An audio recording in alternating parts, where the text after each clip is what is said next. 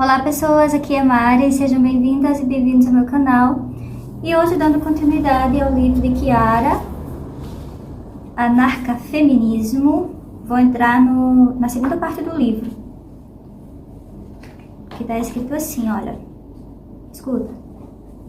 Parte 2, a filosofia da transindividualidade. Vamos lá. Uma das ideias que exerceu mais poder na tradição filosófica ocidental é a de uma scala naturae, uma grande cadeia hierárquica, onde os seres podiam ser ordenados de acordo com seu grau de perfeição. Os fundamentos dessa ideia foram formulados inicialmente por filósofos gregos como Platão e Aristóteles, mas foi sua adoção e reinterpretação pela filosofia escolástica que lhes deu o poder hegemônico que mais tarde desfrutaram o Ocidente. A filosofia aristotélica, na qual todos os seres vivos são colocados de acordo com o seu grau de perfeição e, portanto, de acordo com sua proximidade com o homem, foi de fato reinterpretada através de uma lente cristã e transformada na ideia altamente influente de uma scala naturae, que foi selada não só pela metafísica aristotélica, mas também, mais tarde, e muito mais poderosa por decreto do Deus cristão. Se pode atribuir a Aristóteles a origem da ideia de que o homem é o mais excelente de todos os seres vivos, porque identificou a capacidade do homem da deliberação racional e política como a fonte de sua excelência, sendo um animal dotado de razão e também um animal político. O homem, sendo, segundo Aristóteles, superior não só aos outros animais, mas também às mulheres e escravos. Para Aristóteles, o homem é por natureza superior à mulher e é por justiça que ele a governa, mas a mulher é, por sua vez, superior aos escravos. O escravo carece completamente do elemento deliberativo, a mulher o tem, mas carece de autoridade. Privado do elemento deliberativo e da autoridade, o escravo situa-se, assim, entre o humano e o animal. Em seu tratado de Ânima, Aristóteles argumenta que humanos, animais e plantas diferem de acordo com o grau de excelência de seu princípio animador ou psique. Os humanos são dotados de nous, portanto, são capazes de pensar e refletir, enquanto os animais têm apenas uma alma sensível, que é a capacidade de sentir e o apetite. As plantas ocupam a parte interior da escala, pois só conseguem crescer e se reproduzir graças à sua alma vegetativa, embora sejam necessariamente enraizadas e, portanto, incapazes do grau de mobilidade e sensibilidade que observamos nos animais. E ainda, como são dotadas de vida definida por capacidade de autossuficiência, crescimento e decadência, são superiores à matéria inerte como as pedras. Essa ideia de um cosmos bem ordenado, onde os seres ocupam um lugar em uma hierarquia de acordo com seu grau de perfeição, encaixa-se como uma luva no mito cristão da criação, para a qual foi reapropriado. De acordo com a Bíblia, Deus cria o homem, Adão, à sua própria imagem. Depois cria a mulher da costela de Adão para lhe fazer companhia. Gênesis 2, 19, 1.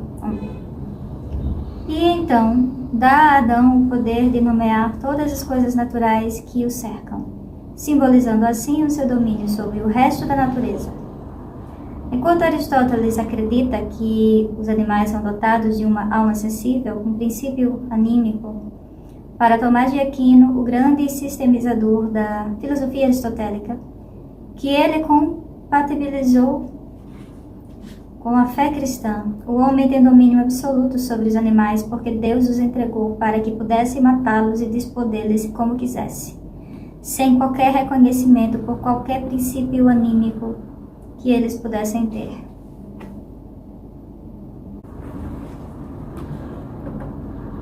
A ideia de uma grande cadeia, do que tornou-se, assim, a base tanto das especulações teológicas quanto da cosmologia convencional, ou seja, das representações do mundo que informavam a criação de imagens e o cuidado da alma. Essa cosmologia, baseada na combinação da fé cristã com a astronomia grega,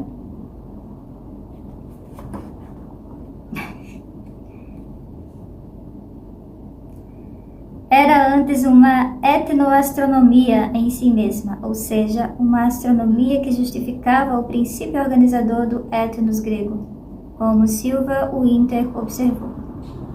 Sua difundida premissa de uma distinção de valor e de um princípio ontológico de distinção entre céu e terra tornou possível replicar, por analogia, e absolutizar o princípio fundamental da ordem e organização e a distinção da raça humana no nível ordem sociopolítica. Entre os senhores não dependentes que eram cidadãos nascidos na Grécia e seus escravos totalmente dependentes, classificados como outros bárbaros.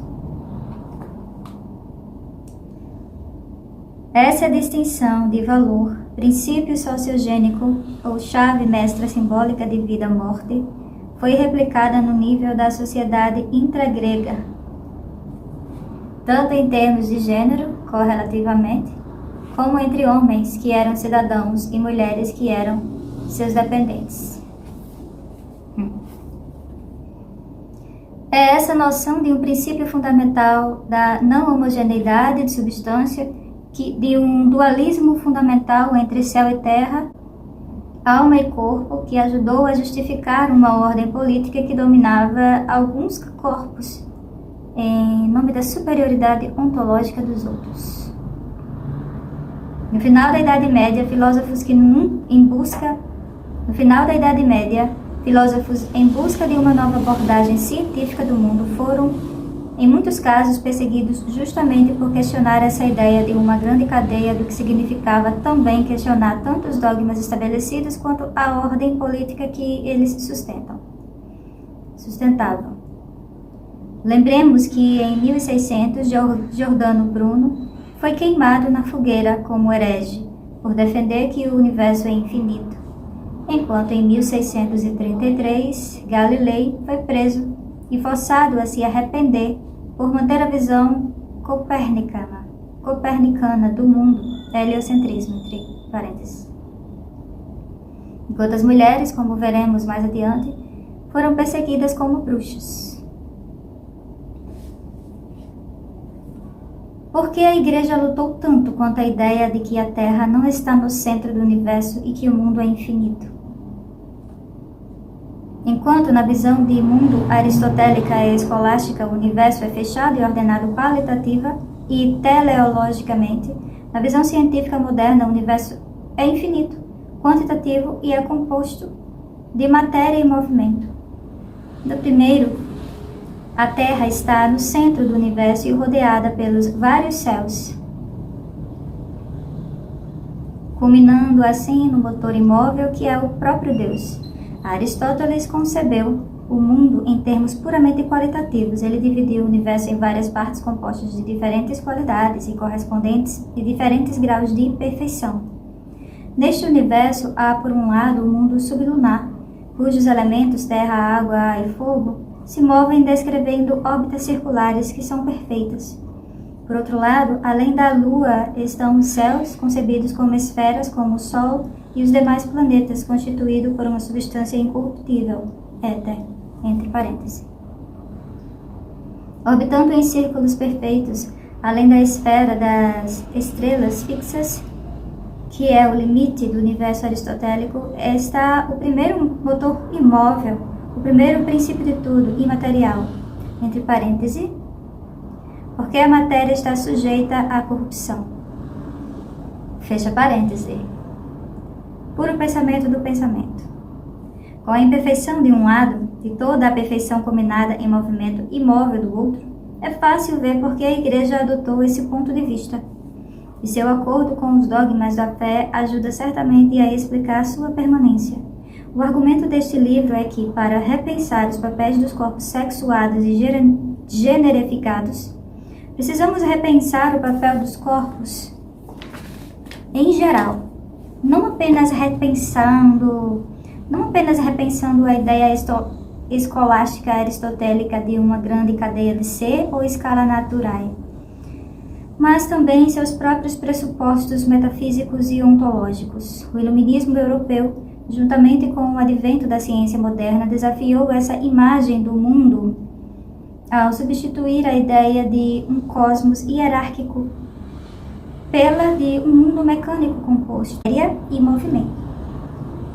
Mas muitos dos pressupostos ontológicos subjacentes à ideia de a grande cadeia de ser sobreviveram sobre outros nomes. Em particular, dois dos pressupostos subjacentes à ideia de uma escala naturae se mostram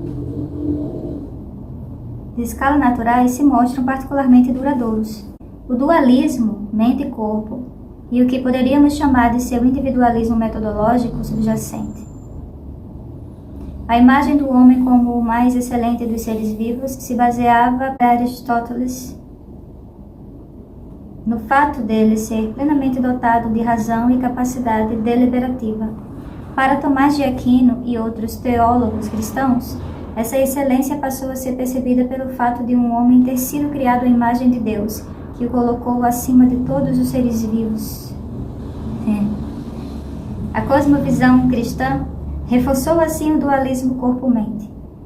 A cosmovisão cristã reforçou assim o dualismo corpo-mente aristotélico, ou que, segundo Silva Winter, podemos chamar de dogma ocidental, da não homogeneidade da substância, que funcionou em suas várias e múltiplas formas como ferramenta para promover o que ela chamou de superrepresentação do homem. Essa ideia de heterogeneidade da substância, de uma oposição fundamental entre o reino celestial da perfeição e o reino imperfeito terreno, ainda ressoa de muitas maneiras na cultura ocidental, desde a oposição cristã entre a alma e a carne, até os diversos dualismos seculares que separam corpo e mente. Ao lado desse pressuposto crucial para justificar a posição dominante do homem, há outro ainda mais fundamental. A ideia de que os seres podem ser ordenados dentro dessa escala pressupõe ter sua individualidade como certa, e que podemos ordenar homem, mulher, escravo, animal, planta, pedras em escalas porque são indivíduos discretos. Nesta segunda parte, desafiaremos ambas as suposições e explicaremos por que uma filosofia monista da transindividualidade é o melhor caminho a seguir. São muitas as tradições filosóficas que questionam essas suposições e, em vez disso, enfatizaram em seu lugar a ideia da unidade do ser e a homogeneidade da substância. Desde a já mencionada ideia taoísta de Wu Ming, ao conceito budista de origem independente de todos os seres, Prat e Asamutpi, ou a filosofia africana do Ubuntu, podemos encontrar muitas perspectivas filosóficas fora do Ocidente. Adoro!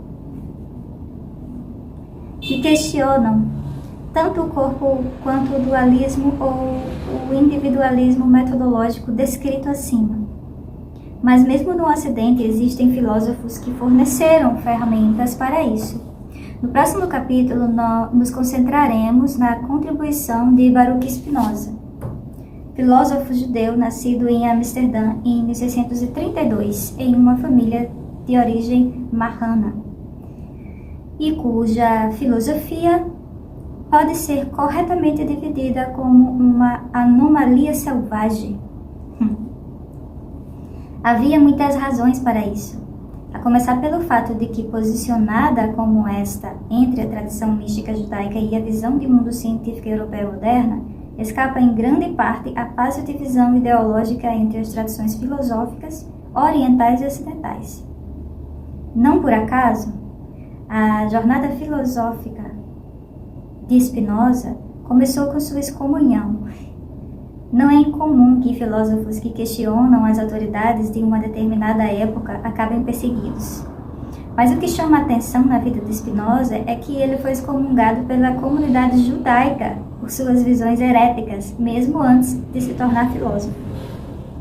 Quando tinha apenas 24 anos. No entanto, apesar das consequências da excomunhão, ele desenvolveu um dos sistemas filosóficos mais originais e subversivos da tradição filosófica ocidental, sistematicamente exposto em sua obra maior, a Ética, para a qual agora vamos dirigir a nossa atenção.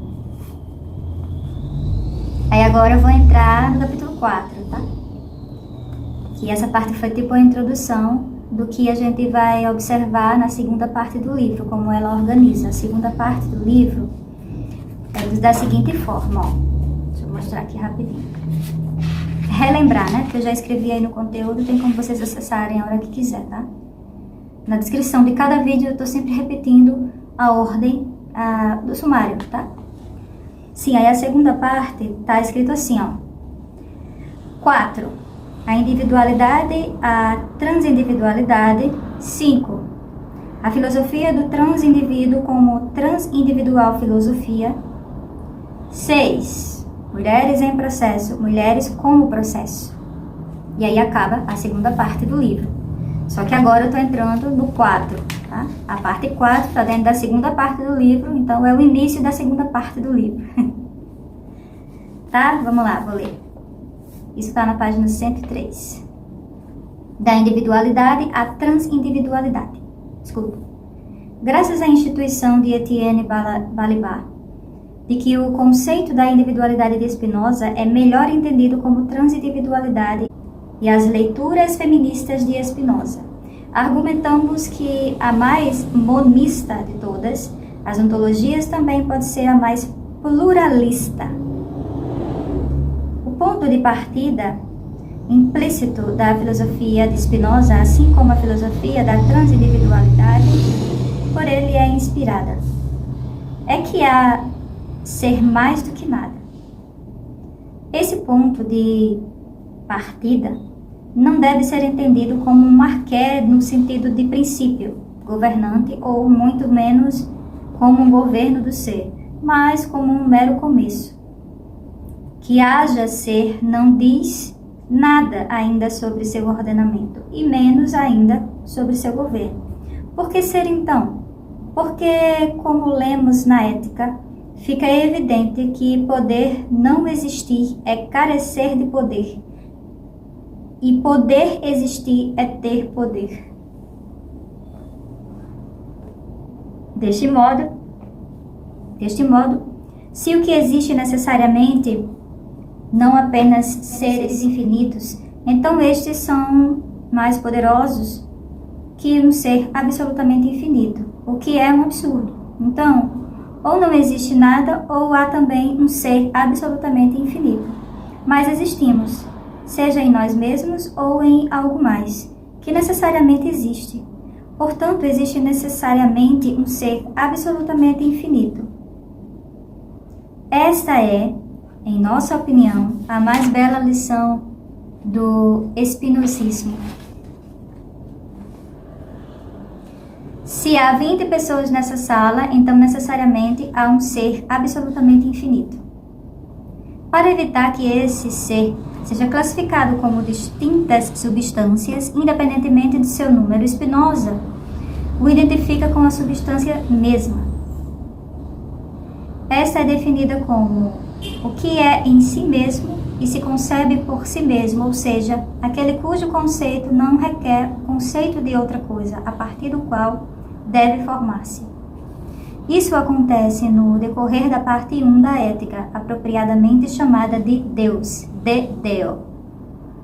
onde o conceito de substância se identifica com um Deus, definido desde o princípio como um ser absolutamente infinito, constituído por uma infinidade de atributos. O conceito de Deus é para Spinoza definido pelo infinito, e o argumento consiste em sua maior parte em mostrar que, dado que existe uma substância única, então ela também deve ser infinita. Caso contrário, seria limitada por outra substância que, como vimos, é um absurdo. Recuperando a antiga prova ontológica da existência de Deus, Spinoza sustenta de que é causa sui, causa de si mesmo, isto é, aquilo cuja essência implica existência, ou cuja natureza só pode ser concebida como existente. Precisamente porque Deus é, por definição, um ser absolutamente infinito e a mesma coisa que a substância única. Então Deus tem que ser também a causa de si mesmo. A demonstração a priori que faz Spinoza da existência de Deus é muito semelhante àquela desenvolvida pelo teólogo cristão Anselmo de Aosta, que definiu Deus como o ser mais perfeito e concluiu que também tem que existir, porque senão lhe faltaria uma de suas perfeições possíveis. Embora muito se fale sobre o Deus da ética de Spinoza, não devemos identificá-lo como Deus cristão de Anselmo ou com Deus outro dos monoteísmos. Podemos ver aqui uma característica específica da filosofia de Spinoza, justamente chamado de marrano racional. Como os marranos perseguidos tinham que manter a aparência de observância religiosa, mesmo que não fossem crentes, Spinoza recorre a termos das tradições filosóficas e teológicas, mas integrando-os em um sistema onde mudam completamente seu sentido, de tal modo que operam a contrapelo da ortodoxia de onde derivam. Spinoza utiliza o termo Deus, mas seu sistema filosófico questiona o conceito pessoal de Deus, argumentando que é um preconceito derivado de nossa tendência a imaginar que tudo age de acordo com um fim, como fazem os humanos, e assim projetam sobre Deus características típicas de humanos. Ao longo da ética fica claro que esse Deus de Spinoza, identificado com a única substância infinita, não é outro senão a própria natureza. Deus sive natura, Deus ou natureza. O conceito de substância identificado com Deus como um ser infinito é o oposto ao dos modos definidos como as afecções de uma substância ou aquilo que está em outra por meio do qual ela também é concebida. Enquanto tudo o que é necessariamente encontrado na substância, a substância não funciona como um princípio governante ou o rector, mas sim como um antídoto para qualquer arqué cristão, porque estritamente falando, existe apenas modos e, portanto, singulares. Note-se que o conceito de modo não coincide exatamente com os seres finitos, pois, como Spinoza sustenta, também existem modos infinitos. Por exemplo, a ideia de Deus no pensamento é um modo, uma ideia única no atributo do pensamento, mas também é infinita. Para dizer claramente a invocação de Spinoza de um Deus sive natura, com uma substância única e infinita, é a melhor maneira possível de se desfazer de qualquer Deus.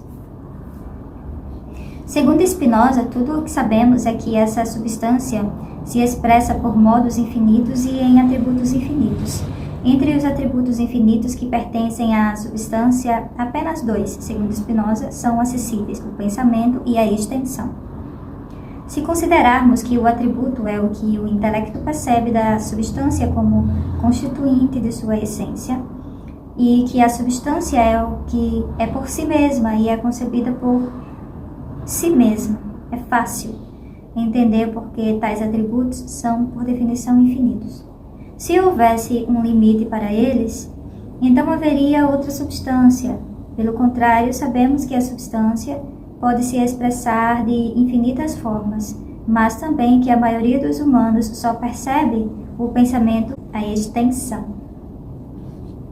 Dentro desta ontologia, um único pensamento é um modo no atributo de pensar, enquanto um único corpo é um modo no tributo de extensão. No entanto, isso significa que pensamento e extensão, ideias e coisas sejam paralelas entre si. Spinoza expressou isso claramente: a ordem e a conexão das ideias é a mesma, que a ordem e a conexão das coisas. Pensamento e extensão são as mesmas coisas, não paralelos entre si. Precisamos enfatizar isso porque sempre que falamos sobre mente e corpo, ou ideias e coisas, nossa estrutura metafísica dualista, há muito herdada, tende a se infiltrar de modo sobrepetício. O primeiro passo para alcançar uma concepção pluralista do corpo é livrar-se dessa estrutura e da ideia de que um corpo é algo diferente, paralelo ou mesmo oposto à mente. O corpo e a mente são apenas dois modos que expressam dois atributos diferentes de uma substância infinita que se expressa em uma infinidade de atributos.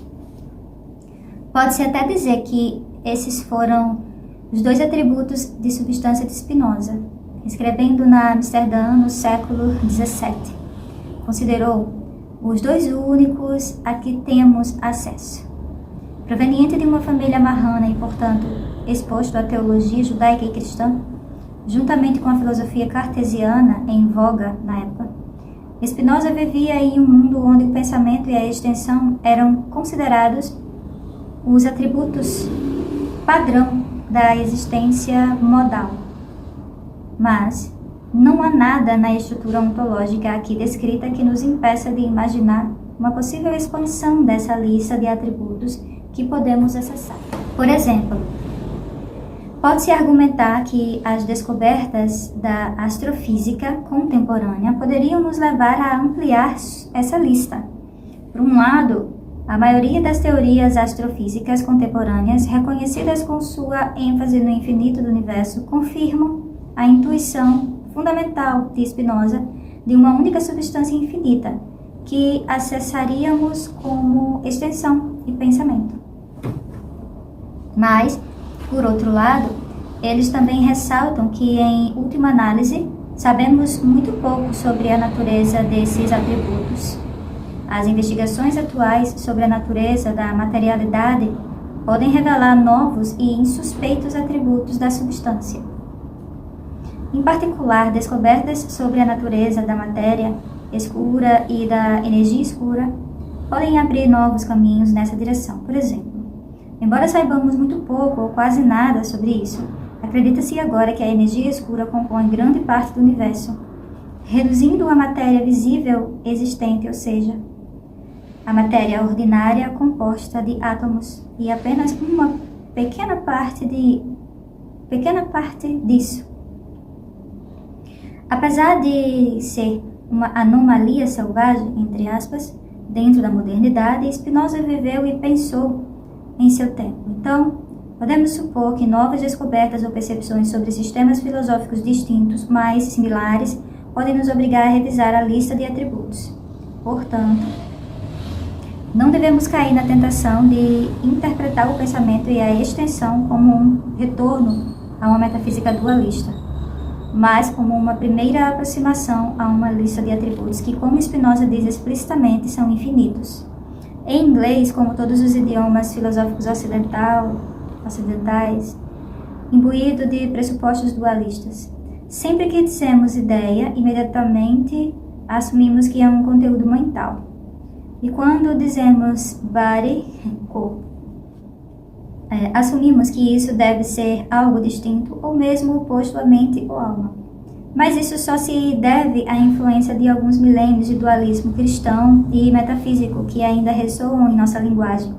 Parafraseando Nietzsche, poderíamos dizer que ainda não nos livramos do Deus cristão, porque ainda temos linguagem. Para entrar na ontologia de Spinoza, precisamos tirar Deus da porta da frente e estar constantemente alerta para garantir que a linguagem não o traga de volta para a porta dos fundos. Mesmo o rótulo materialismo, que muitas vezes é usado para definir a ontologia de Spinoza, deve ser usado como um qualificativo. Se pensamento e extensão são apenas dois dos atributos infinitos da substância única, não podemos falar de uma ontologia simplesmente materialista sem acrescentar imediatamente que não é a matéria bruta, inanimada, estática, que está no jogo aqui. Usando um oxímoro, pode-se argumentar que o materialismo de Spinoza é mais como um tipo de materialismo mental do que o que tendemos a associar ao rótulo materialismo, porque extensão e pensamento são apenas dois dos infinitos atributos de uma mesma substância. Podemos até estender o argumento e argumentar que a filosofia monista de Spinoza evita a oposição entre materialismo e idealismo, porque as ideias e condições materiais não são antagônicas para começar. Neste arcabouço filosófico, quando falamos de um corpo individual, estamos sempre falando também de uma mente individual, porque nossa maneira de falar expressa uma substância infinita cujos atributos infinitos também incluem o pensamento. Mais de uma matéria vibratória, como alguns sugeriram recentemente, devemos falar aqui de uma matéria pensante, acrescentando que para Spinoza pensar não significa mero pensamento proposicional, mas alguma forma de atividade mental considerada inerente a toda materialidade. Com essa advertência em mente, podemos agora explorar o conceito de individualidade de Spinoza, que Spinoza desenvolve em sua ética e, em particular, a partir de uma espécie de compêndio de sua física que apresentou na parte 2. Desde o princípio, Spinoza afirma que, por coisas singulares, ele quer dizer aquelas coisas que são finitas e têm uma existência determinada. Mas logo acrescenta de vários indivíduos.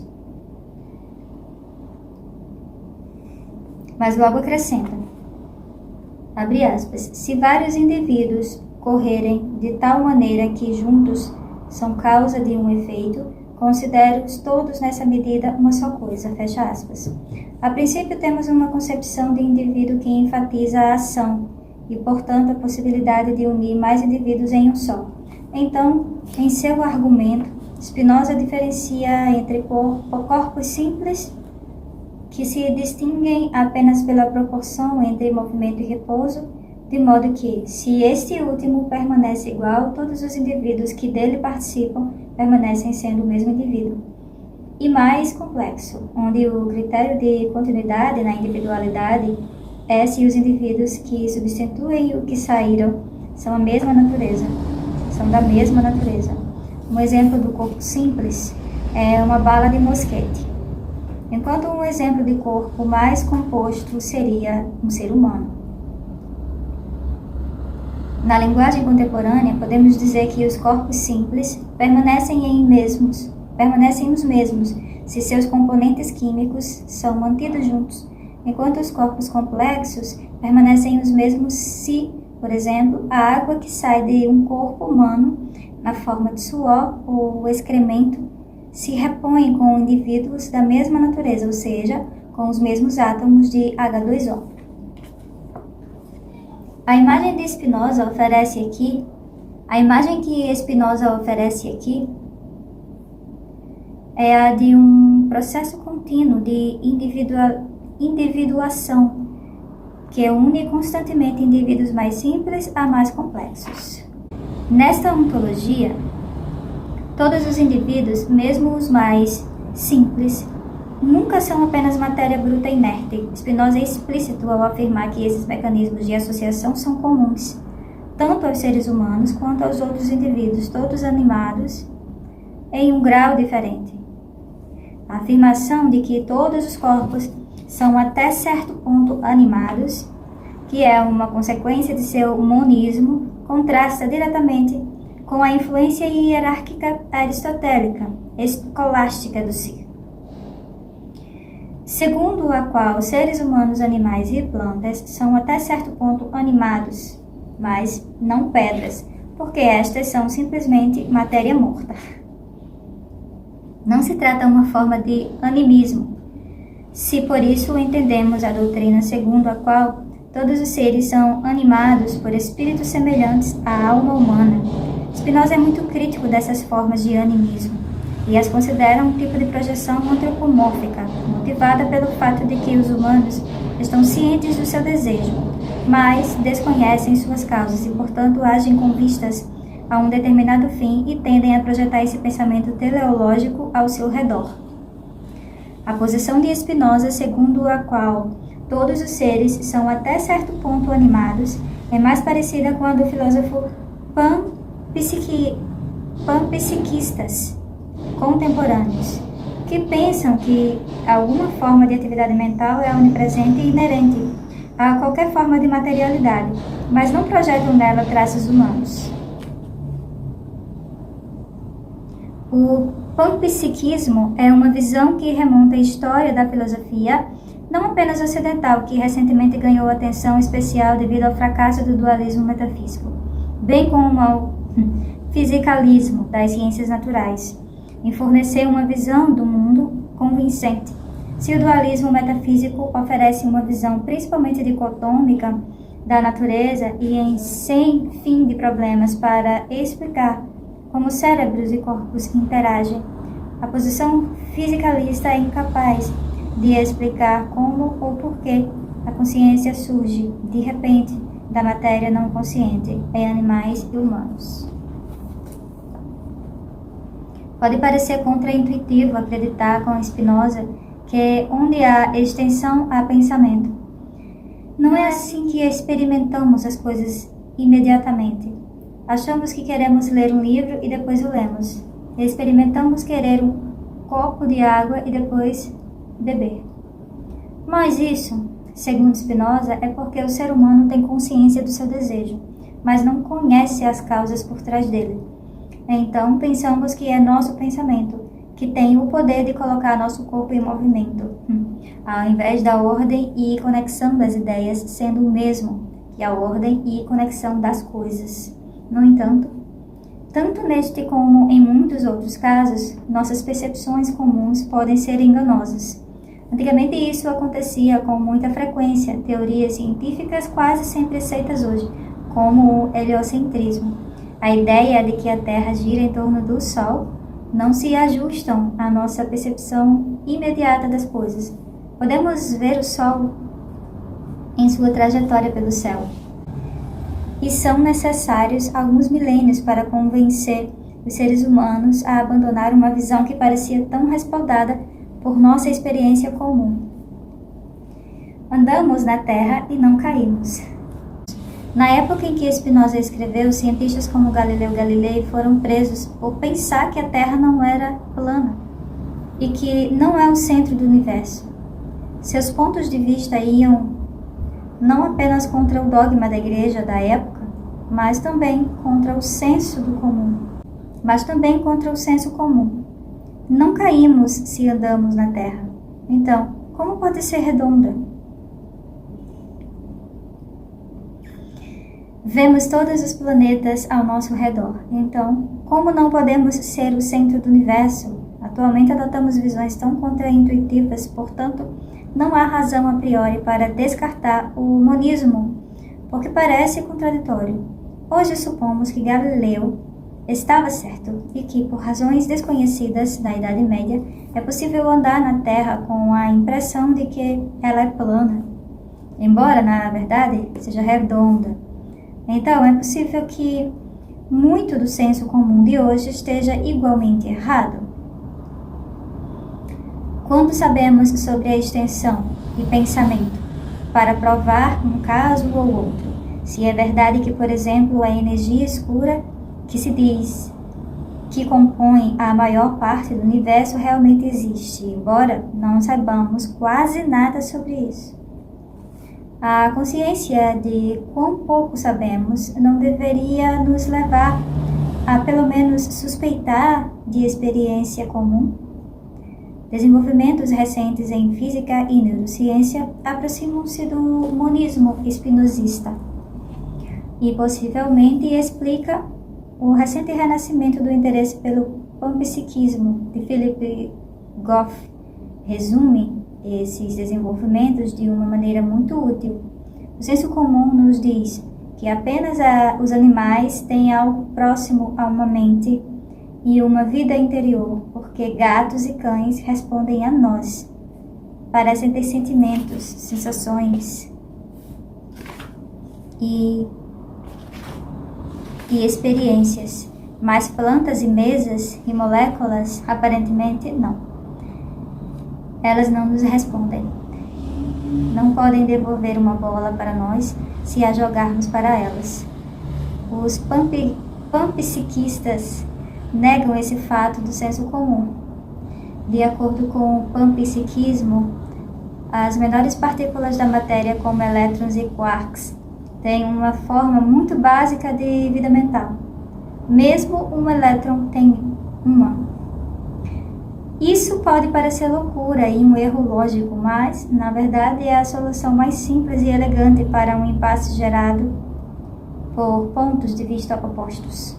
Além disso, como veremos, essa visão também é capaz de fornecer a melhor base para uma forma de igualitarismo ecocêntrico, que é nosso melhor aliado em tempos de crise ecológica e mudança climática.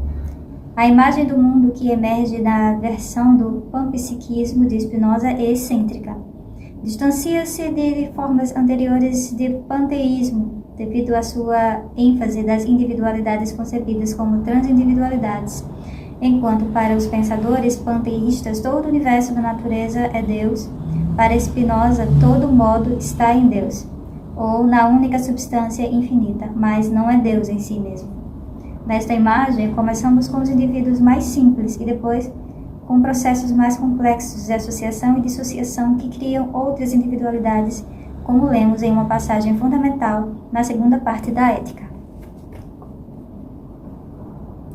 Concebemos um indivíduo composto apenas de corpos que não se distinguem entre si mesmas, não se distinguem entre si, mas que pelo movimento e repouso, velocidade e lentidão, ou seja, um indivíduo composto pelos corpos mais simples.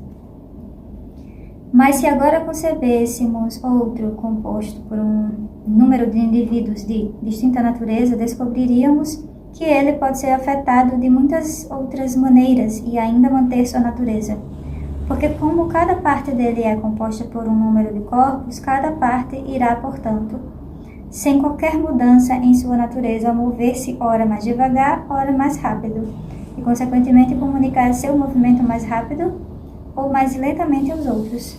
Mas se concebermos ainda um terceiro tipo de indivíduo composto desse segundo tipo, veremos que ele pode ser afetado de muitas outras maneiras, sem qualquer mudança em suas formas. E se assim procedermos ao infinito facilmente, conceberemos facilmente que a natureza inteira é um indivíduo, cujas partes, isto é, todos os corpos variam de formas infinitas, sem qualquer mudança do todo indivíduo. Esta passagem resume a visão de Spinoza da individualidade dentro da natureza. Esta imagem, o corpo humano, não é um reino dentro de um reino, mas apenas um corpo particularmente complexo, constituído por uma série de outros corpos que se integram numa rede de corpos que se afetam de modo recíproco. Como observou Moira Gatens ao comentar essa passagem, isso também significa que o corpo humano nunca pode ser visto como um produto final ou acabado. Ele está em constante troca com seu entorno e outros corpos que também podem compô-lo e desfazê-lo. Esta porosidade do corpo humano é uma condição tanto da sua vida, porque o corpo humano, sendo especialmente complexo, requer muitos outros corpos, pelos quais é, por assim dizer, continuamente regenerado, e como finalmente na sua morte, porque pode encontrar corpos mais poderosos do que ele, e assim pode destruir sua integridade. Portanto, o corpo humano não ocupa uma posição especial a priori ontologia, mas é apenas uma individualidade que se origina mutuamente com todas as outras individualidades, A rigor, só existe nessas relações. Todas as coisas individuais, singulares, existem apenas como consequência da existência de outras coisas individuais, com as quais participam em uma rede infinita de conexões. Note-se aqui que isso também implica que a causalidade não deve ser entendida no sentido de uma sucessão linear de eventos, mas sim como uma multiplicidade de conexões entre indivíduos compostos por indivíduos mais simples e mais complexos, todos relacionados de forma causal.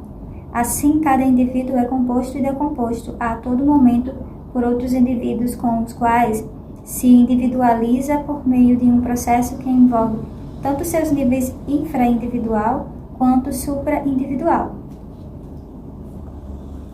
Apesar de algumas semelhanças, essa abordagem transindividual é diferente das teorias intersubjetivas, que se concentram em como os indivíduos interagem uns com os outros, nível interindividual, e dentro de um determinado contexto social, nível supraindividual. Aqui a mudança cognitiva profunda é o foco no nível infraindividual. Embora as abordagens intersubjetivas ainda possam sustentar alguma forma de individualismo metodológico, essa ontologia transindividual questiona a noção tradicional do indivíduo, entendido etimologicamente como aquele que não pode ser dividido em si mesmo, e nos incita a abandonar, complementar a noção de individualidade ou a reformulá-la radicalmente em termos distintos.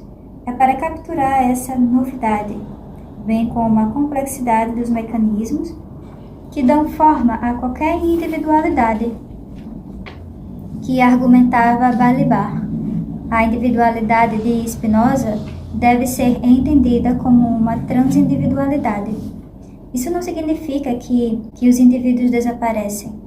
A noção da individualidade é de fato central na filosofia monista de Spinoza, porque é a forma mesma da existência real. Como assinala Balibar, no sentido forte do termo, só os indivíduos existem. Se considerarmos que, para Spinoza, a substância não é algo que transcende ou sublinha a multiplicidade das coisas singulares, mas um processo infinito de produção de múltiplos indivíduos, enquanto os indivíduos, sendo todos diferentes e todos causavelmente independentes, são a existência necessária da substância, chegamos à surpreendente conclusão de que a substância nada mais é do que os próprios indivíduos. Não é por acaso que, como observou Antônio Negri, após o início da parte 2 da Ética, Spinoza deixa de usar o termo substância, enquanto o foco da atenção passa a ser os modos e sua multiplicidade. Assim como o que Spinoza chama de natura naturata, que poderia ser descrito como um conjunto de todos os indivíduos, é secundário a natura naturans, que poderia ser traduzido como natureza naturante. Todo indivíduo é um efeito ou um momento de um processo mais geral e perpétuo de individuação e individualização. Balibar distinguiu o conceito de individuação, entendido como o momento em que os indivíduos são separados do meio da individualização, que é o processo que singulariza cada indivíduo de tal forma que não pode haver indivíduos irreconhecíveis. Mas é uma distinção que não existe em Spinoza, é que é potencialmente enganosa. Se por ambiente se entende algo que está fora da própria transindividualidade, em uma filosofia da transindividualidade não há espaço para conceber um ambiente como algo separado, porque o próprio ambiente somos nós. No entanto, é importante mencionar essa distinção porque aponta corretamente para o fato de que a filosofia spinoziana combina sua ênfase na natureza transindividual da individualidade, como uma ênfase na singularidade de cada individualidade.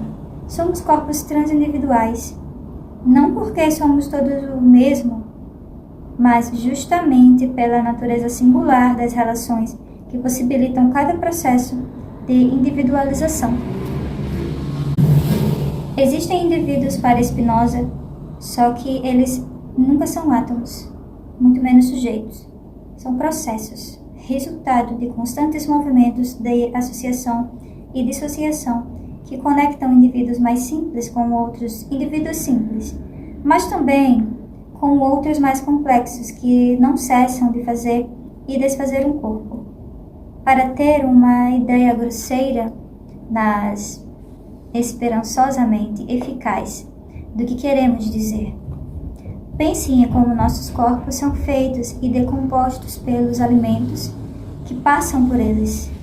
Estamos constantemente processando sólidos e líquidos pelos quais estamos sendo processados. De modo similar, somos infinitamente compostos e decompostos pelas moléculas que inalamos e exalamos de nossos corpos, conectando-nos a uma rede infinita de outras individualidades, incluindo a floresta tropical do outro lado do mundo ou os oceanos que armazenam dióxido de carbono.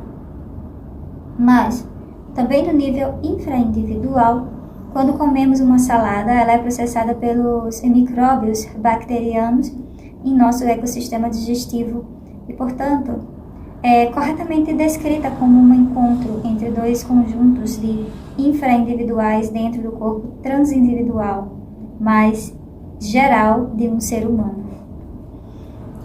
Mencionamos alimentos e moléculas, mas lembre-se de que o mesmo se aplica aos pensamentos. Como indivíduos, somos o resultado de todas as maneiras com que nos deparamos com o atributo do pensamento e todo o momento.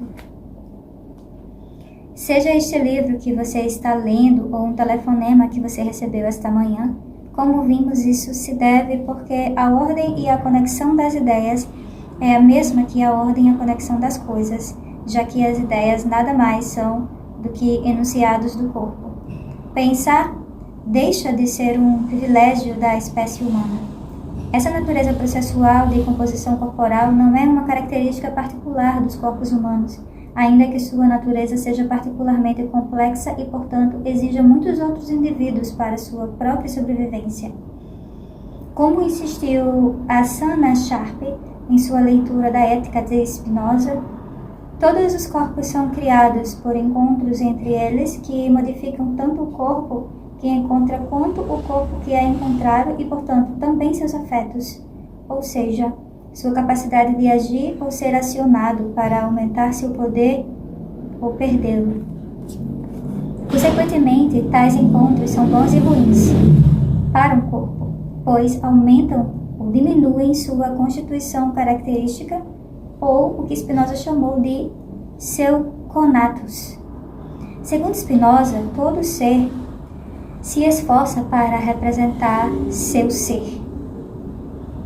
O conatus é essa luta ou esforço para persistir em nosso ser, que Spinoza também às vezes chama de potentia. Esse desejo de persistir em seu ser, de preservá-lo, não deve ser entendido como uma defesa em detrimento dos outros em uma espécie de guerra hobbesiana, de todos contra todos, onde cada ser luta para acumular o maior poder possível para se defender dos outros. De uma perspectiva transindividual, essa leitura não faz sentido.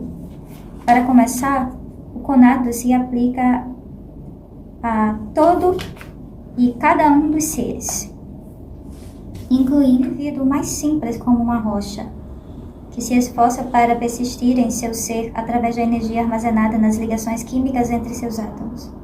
Embora todo o indivíduo, mesmo uma pedra, seja dotado de conatus, o que há de particular no ser humano é que ele é constituído por uma série mais complexa de movimentos de atração, repulsão e imitação gerados por seus afetos, onde afeto indica ao mesmo tempo um afeto do corpo e a ideia desse afeto. Em segundo lugar, Spinoza é muito claro ao afirmar que unindo dois indivíduos da mesma natureza, obtém-se um indivíduo 2 vezes mais poderoso do que aqueles que estão unidos. Pois, Em vez de lutar para privar os outros de seu poder, os indivíduos se esforçam para persistir em seu ser, formando associações que lhes permitem manter um certo equilíbrio. De forma paradoxal, é um egoísmo altruísta, ou altruísmo egoísta, se preferir, onde o esforço de preservação não significa uma defesa contra outros indivíduos, mas a manutenção de um equilíbrio graças a eles, literalmente. Neste ponto, pode surgir a questão de como sabemos o que está aumentando o nosso conatus e o que não está, e em geral, como o conhecimento é possível. Dentro dessa perspectiva monista, precisamos conceituar o conhecimento em termos radicalmente diferentes.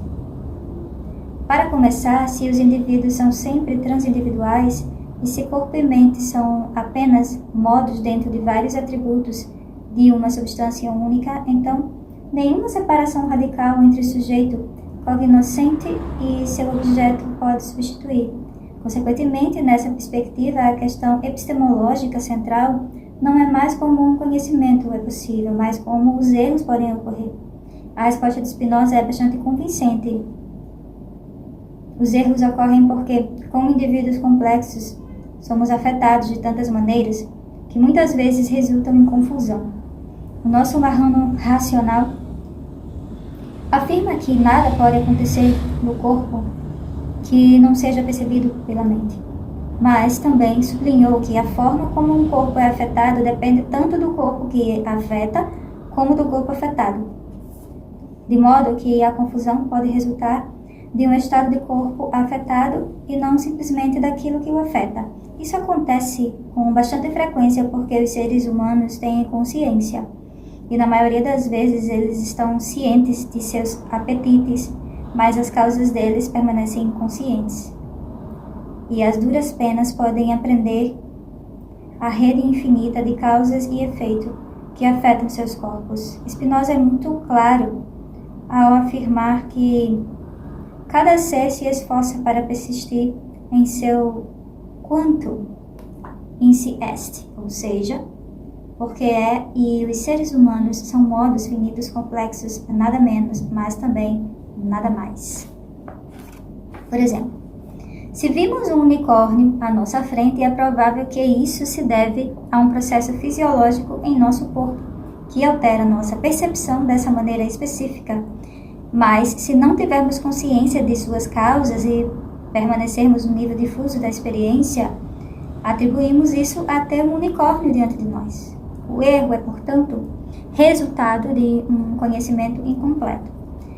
Se pudéssemos seguir a intrincada rede de causas e efeitos que afetam o nosso corpo, teríamos então conhecimento adequado e a simples percepção do unicórnio acrescentaríamos conhecimento sobre suas causas. Por exemplo, o fato de que as moléculas do seu sistema nervoso estão sendo afetadas por uma substância alucinógena e isso redireciona o erro. Quando percebemos algo para Spinoza, imediatamente tendemos a formar noções universais, porque nossa tendência é seguir certos padrões associativos, mas as noções universais, apesar do nome, contêm apenas a universalidade dos hábitos, o que somos acostumados a fingir.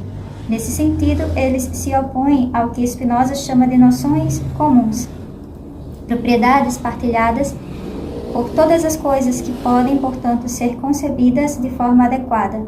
Para Spinoza, a transformação da nossa percepção nas chamadas noções universais ocorre de duas maneiras. A primeira é a partir de coisas particulares que nos são representadas pelo sentido de forma mutilada, confusa e sem ordem intelectual, que resulta em conhecimento de uma experiência difusa. E a segunda é a parte dos signos, por exemplo, de fato de que ao ouvir, ao ler certas palavras, nos lembramos das coisas e formamos sobre elas ideias que se assemelham àquelas pelas quais imaginamos as coisas. Este é o nível de imaginação que para Spinoza é a única fonte de erro, embora a imaginação em si mesma não erra. Quando atingimos um determinado grau de clareza e discernimento, chegamos ao segundo tipo de conhecimento, que é a razão. Sempre na perspectiva spinoziana, a imaginação não é uma faculdade separada, mas um tipo de conhecimento que se distingue dos demais somente em termos de grau. Em primeiro lugar, isso significa que não há dicotomia imaginação versus razão, mas sim um esquema triplo: imaginação, razão e o que Spinoza chama de ciência intuitiva. A primeira imaginação, que inclui percepção, memória e indução, às vezes também é chamada de opinião. Portanto, essa é uma compreensão bastante ampla da imaginação que inclui processos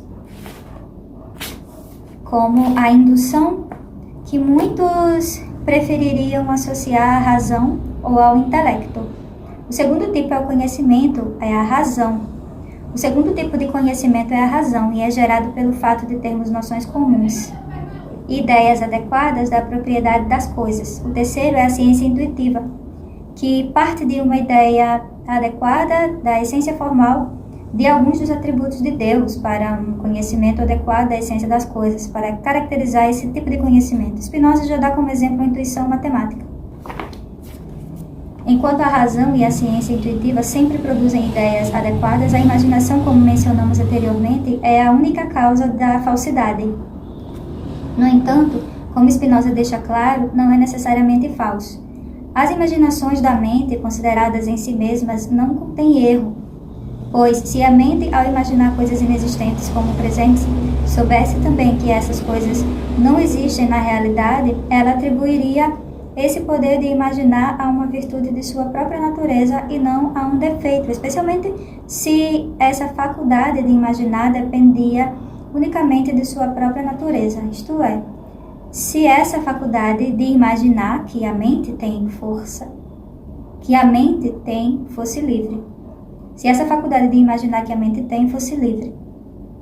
Essa compreensão excêntrica do conhecimento se deve ao fato de que a própria noção de um sujeito fechado em si mesmo, um ego cartesiano, ao qual estamos tão acostumados, não faz sentido algum em uma filosofia de transindividualidade. Os seres humanos nada mais são do que indivíduos particularmente complexos resultantes de movimentos de atração e repulsão entre indivíduos mais ou menos complexos.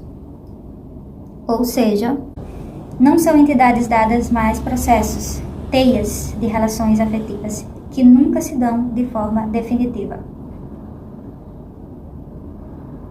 É nesse sentido que se deve ler a afirmação radical de Spinoza de que o desejo é a própria essência do ser humano. Definição de emoções. O desejo, definido como um apetite, o qual somos conscientes, não é uma mera característica do ser humano. É de forma muito mais radical, aquilo que nos cria através de um processo da individualização constante, cuja natureza é transindividual. Isso também significa que, como sublinhou Moira Gatens, no processo da individuação, que gera os seres humanos, a complexa dinâmica da identificação imaginária torna-se particularmente crucial. A cada momento nos encontramos, nos reconhecemos ou nos desconhecemos em certas imagens corpóreas que incluem imagens que temos de nossos próprios corpos e dos outros, assim como imagens que os outros têm deles e que se tornam constitutivos de nosso ser. Para Spinoza, o termo-chave para unir os lados mental e material desse processo é a imaginação. Como vimos, isso denota em sua teoria do conhecimento um conjunto de ideias produzidas a partir de afetos corporais presentes ou passados. Mas, para evitar mal-entendidos, vale lembrar que no contexto dessa ontologia monista, uma ideia não é apenas um conteúdo mental. Uma ideia é, para Spinoza, uma concepção da mente, e a imaginação é, portanto, uma forma de enraizamento corporal, pois a mente é apenas o corpo que sente e pensa. Seguindo Gatens e Lloyd, podemos resumir que, para Spinoza, a imaginação é uma forma de consciência corporal, o que significa tanto uma consciência do nosso corpo quanto dos outros corpos com os quais entramos em contato e que, como tal, é sempre propriamente falando uma maneira de imaginação coletiva. Spinoza e Gatens se encontraram no papel que a imaginação desempenha nossas dinâmicas na atração e repulsão constituídas no nosso ser. Propomos reconceituá-las em termos de que se convencionou chamar de imaginal. Embora feministas como Gatens e Lloyd tenham expandido muito o conceito de imaginação de Spinoza, ele ainda está muito tingido com os pressupostos do individualismo metodológico, com sua disjunção entre a imaginação como uma faculdade individual e o imaginário social como um contexto social. Ao contrário, imaginal é o que as imagens fazem no sentido mais radical do termo, ou seja, imagens como representações são também presenças em si mesmas. A noção de imaginal como tal não implica qualquer suposição epistemológica sobre se essas imagens resultam de um processo individual ou coletivo e, portanto, combina-se melhor, em termos teóricos, com o transindividual do que com a imaginação ou imaginário social. De fato, tal como o transindividual, o conceito de imaginação aponta para a necessidade de se livrar da dicotomia que opõe o social ou o individual. Outra vantagem do conceito de imaginal é que ele não faz suposições ontológicas sobre o status real ou irreal das imagens, enquanto o conceito do imaginário está associado à ideia da irrealidade, como na expressão, abre aspas, isto é puramente imaginário. O termo imaginal não carrega uma pressuposição ontológica tão forte, apesar de que imaginal não é uma palavra muito comum. No dicionário de Oxford, em inglês, inclui esse aspecto peculiar em sua definição, afirmando que imaginal significa principalmente aquilo que pertence à imaginação ou às imagens. Não há menção de quão reais ou não são essas imagens ou imaginações. Em contraste à definição de imaginário, no mesmo dicionário aponta claramente para o viés ontológico desse termo, ao indicar que imaginário denota aquilo que existe apenas na fantasia, que não tem existência real e, portanto, se opõe ao que é real ou verdadeiro. Finalmente, o termo imaginal também tem a vantagem de incluir imagens, tanto conscientes quanto inconscientes. Isso é importante notar, porque o termo imaginal foi usado explicitamente na psicanálise para denotar o espaço onde as imagens conscientes e inconscientes se encontram, mas também porque o eu inconsciente escapa ao binarismo entre individual e coletivo, caracterizando-se mais apropriadamente como transindividual. Como veremos essa dimensão do inconsciente transindividual é crucial para entender como funciona a dominação e como as imagens que circulam nas sociedades podem se tornar uma lente inconsciente através do qual percebemos e agimos no mundo. É nesses termos que Moira Gatens chama de corpos imaginários e do que gostaríamos de chamar de corpus imaginalis, que podemos compreender o aspecto psicológico do processo de individuação descrito assim. Sempre que nosso corpo encontra com o outro, que pode ser um corpo simples, como um copo d'água, ou um corpo mais complexo, como um outro ser humano, haverá uma mudança em sua própria constituição. Neste sentido, e para manter unido o que acontece tanto no nível infraindividual quanto no supraindividual, a noção da transindividualidade torna-se particularmente útil. Nossos corpos são sempre necessariamente corpos plurais, porque sua individualidade é sempre e inevitavelmente uma forma de transindividualidade. Todos nós nascemos de outros corpos e desde o nascimento estamos nos tornando a cada momento no encontro com outros corpos, afetando-os continuamente. O conceito de transindividualidade nos permite simbolizar que existimos, assim como nossa natureza processual, como uma complexa rede de relações.